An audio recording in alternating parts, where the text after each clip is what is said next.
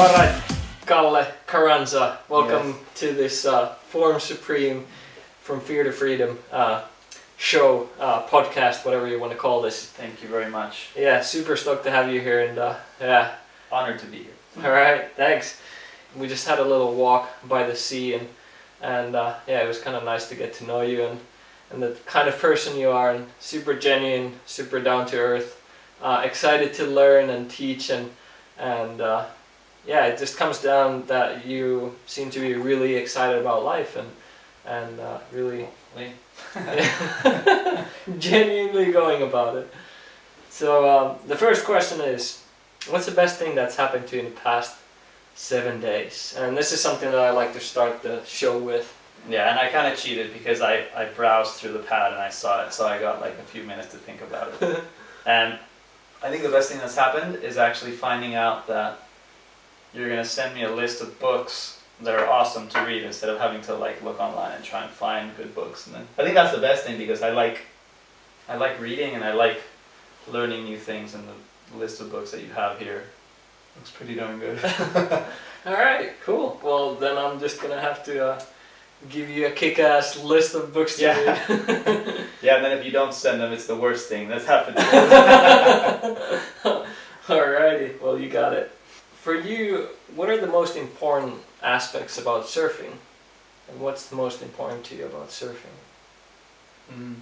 I think the best thing about surfing is forgetting everything that it is you do and just kind of going out. Like, it's super hard to explain it. I think loving what it is you like to do. When you go out surfing, you kind of forget about everything else. It's kind of like juggling. You don't really think about what someone said earlier to you that was negative, or what you're going to do tomorrow. You're just so in the moment. Especially when you start learning. I feel like that's why I started surfing, is because it felt so awesome to stand and ride on water, that trying to get back to that feeling every single time I go surf, that's when all the magic happens. That's when you surf better, or you have the best time, or you do the best trick, and you kind of forget about what you're supposed to be doing, and you kind of start living in the now. It sounds super cliche, but I think that's what I think surfing. That's the best thing about surfing. Living in the moment instead of living in some past or in some future, but really being present. Yeah, and that's why I think that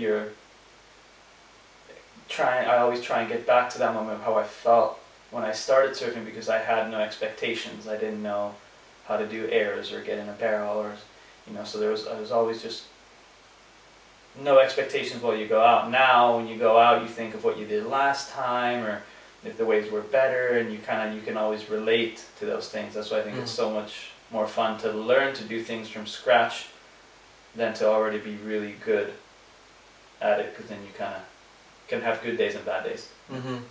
When you're a kook, a complete beginner, you're just good days all the time. Awesome.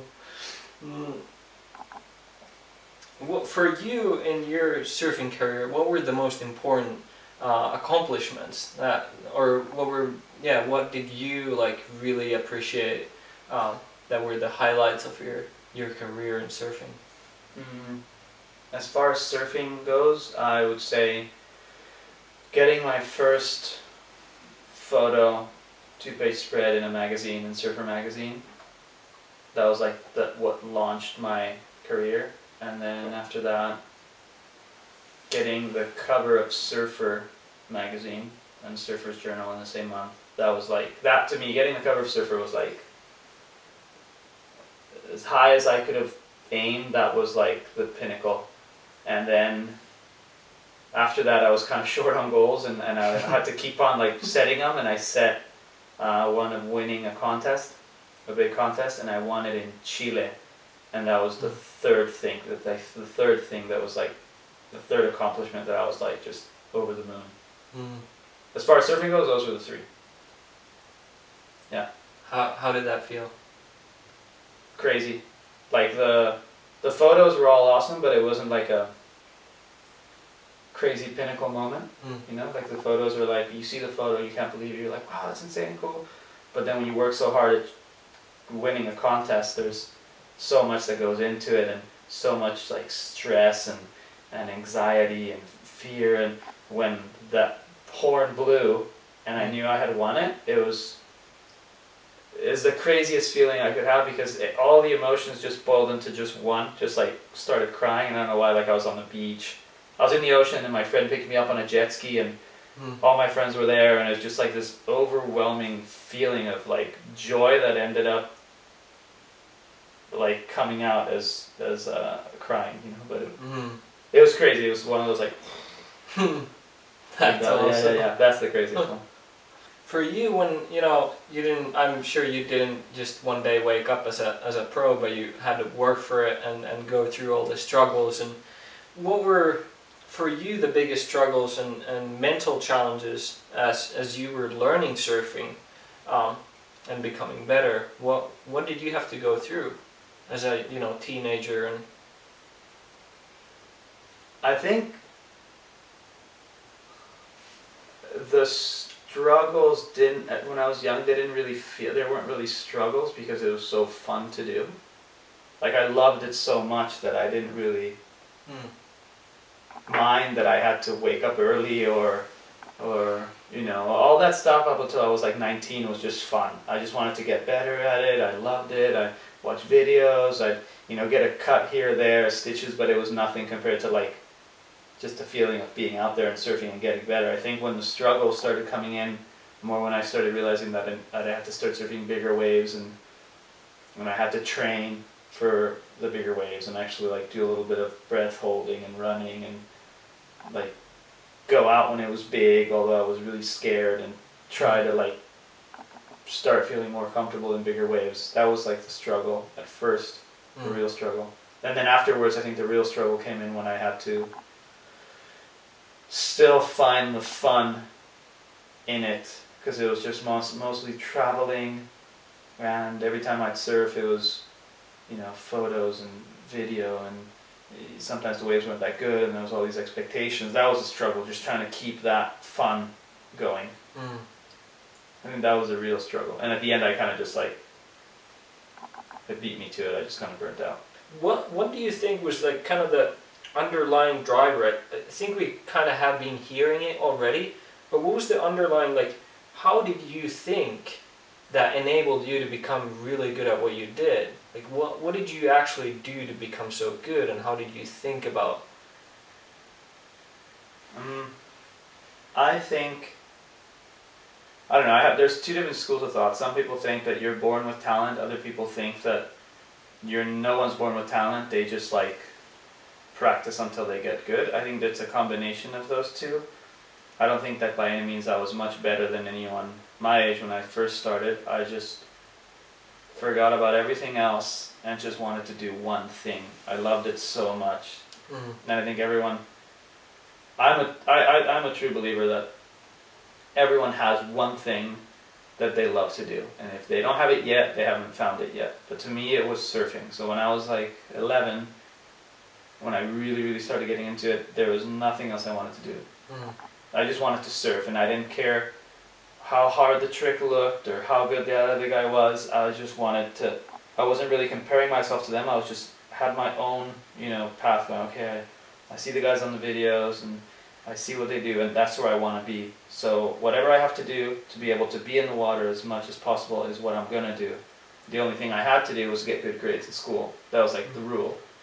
So I got good grades in school so that I could go surf. And there was like all the parties afterwards when I was like 13, 14, when kids started partying and drinking, and I didn't want to miss my Saturdays and Sundays, which were my only free days, full days of surfing, because I partied the day before. So I wouldn't do anything else. All the other guys I think would like kind of mix surfing with something else and with the girl or and I was just like, this is what I want to do. Really focused. Really focused. Yeah. Yeah. I guess that's the easy way to answer that question. Is just I was really focused because I wanted to be, not because someone told me to be. Very cool. And one of the things that I'm just picking up here and that I noticed, we had a little walk by the sea and we got to catch up, and one thing that I noticed that you're really good at visualizing. Like even here, I bet you're seeing images when I'm asking you questions. You're actually seeing the places that when you're talking about this event or the surfing event, and like, you know, I was really focused. And you know, that's one of my things to do when I work with people. I teach them how to visualize, and I'm guessing that's one of your key skills. Yeah, I definitely see. I try and see things definitely. Like I try and visualize myself surfing that certain wave or whatever. But what I didn't realize until I actually started reading about it, and when I wanted to try and win that contest in 2008, was that to visualize, and I was doing it before without even knowing, to visualize and get better at visualizing and actually make it happen, is you have to not only see it, but you have to feel it. So if you want to drive that car, you can't just look at that car. You have to imagine yourself walking, opening the door, getting in the car, feeling what it feels like, breathing, smelling what it smells like, holding onto the steering wheel, and that feeling that you get when you finally hold it, that's the feeling that you should have when you visualize. So visualization, I think, is not just it's not like a sight thing, it's more like a feeling thing as well. I think when you see it is one thing, and then when you go beyond that and you feel it, that's when it starts becoming like you'll make that future happen kind of thing. And I think that's what I did with the contest. I had one. It was always in the back burner. It was just like thinking, hopefully I'll win, but I'd always gotten second or third or fourth or fifth, and I'd never put all my energy into that. Neither had I told the universe that I wanted it that bad. I think you have to fail to get those things, right? Like you really have to like go, okay, you know, I want this, and I want everyone in the world to know that I want this, and I want it so bad. And I think about it, and I visualize myself winning and feeling what it would feel like to raise the trophy or whatever. And I did it so many months, almost every day, and it wasn't happening, and I was getting frustrated. And then when I finally let go, that contest, I was feeling sick, and we had just come from Ecuador, and the water was warm there, and Chile was cold, and we were all like, my friend was on antibiotics, and then I was on antibiotics, and it was cold, and it was feeling like, it was just shitty. Everyone was like, oh, it's bad. And I let go. I stopped thinking about that, and I just started surfing. I won that first and second heat, and made it to the next one, and made it to the quarters, and made it to the semi, and made it to the final, and then won. And I realized that first you have to really, really, really concentrate and visualize and smell what it's gonna, and feel what it's gonna feel like. And then at one point you just have to forget it. And it's so embedded in your system that I think the universe and your body kind of conspires to get that. Yeah. But you have to first kind of pull the plug and go, okay, I still want this, but I'm gonna enjoy it while I do it. Right. I think that's what. Yeah. That's really cool to hear you say that. That's one of the things when I teach visualization to people is taking all your senses, like you said, your smell, your feeling, and make it as real as possible. Because you can't replace a real experience, but you can get really close to it, and that's going to help you when that time comes that you're going to pull that trick off, or like you said, you're really focused on it, and you practice that when that moment, when that wave comes, and when you hit that, like that bottom turn or whatever, that your body's already like kind of like prepared for it, like you trained it to act in a certain way. And then before the contest, like let go and let your, because you train it to your intuition, and your intuition is so much more powerful than your conscious mind. So you just, that's really cool to hear how you I mean, and that's the reason why you got that result. And why you got so good.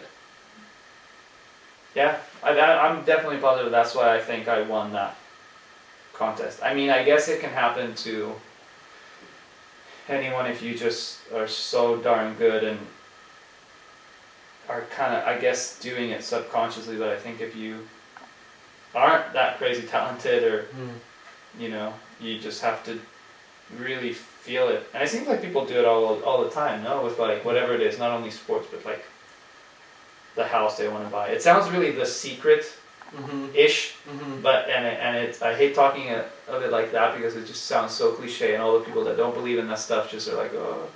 But I think bottom line, that's what it is. You really have to like. I say feel it, but you say bringing in all your senses. But yeah, it makes sense. Yeah, feeling, seeing, smelling. Mm.